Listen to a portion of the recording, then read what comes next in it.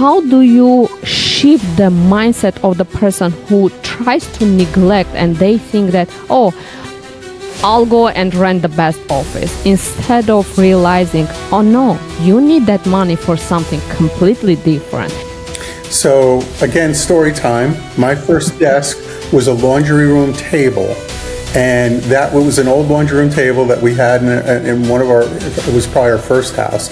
That was that was my desk for the first, and a folding chair for about the first 8-9 months of that particular business number one. Eventually I graduated to a piece of plywood with cinder blocks that to keep the plywood level, if you will, and high enough.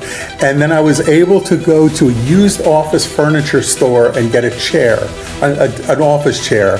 So to your point, it is not, listen, I don't want to plug any manufacturers, but there's really elaborate and really comfortable office chairs and desks out there that go up and down and all this stuff. That's great, but to your point, you have to be careful where your money is going and how you're spending it, because you really, when you're starting out, you're focused on your business, you should be on your business development.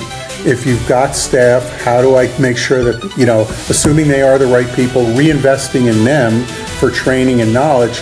My last company was IT cybersecurity. So it was extraordinarily important that we kept upgrading the employee training. When we started with that company, we probably spent, I'm going to guesstimate, $5,000 a year in continuous training.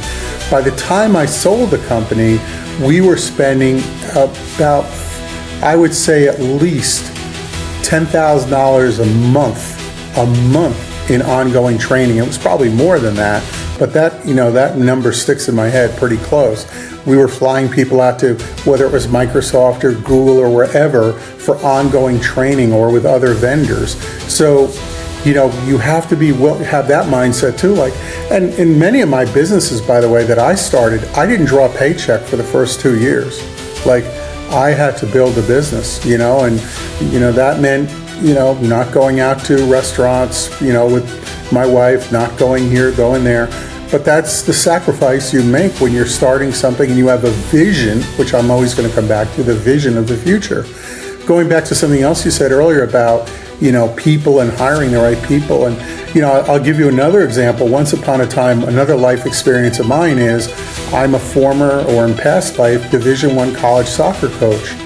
We didn't always recruit the most talented, best players. We always recruited the best kids, the right kids, the right attitude, the people with the right mentality. We could teach them the soccer stuff, improve their skills. That's easy. You can't make somebody a better person. Either they are or they're not. So watch who you hire. Make sure they're good people.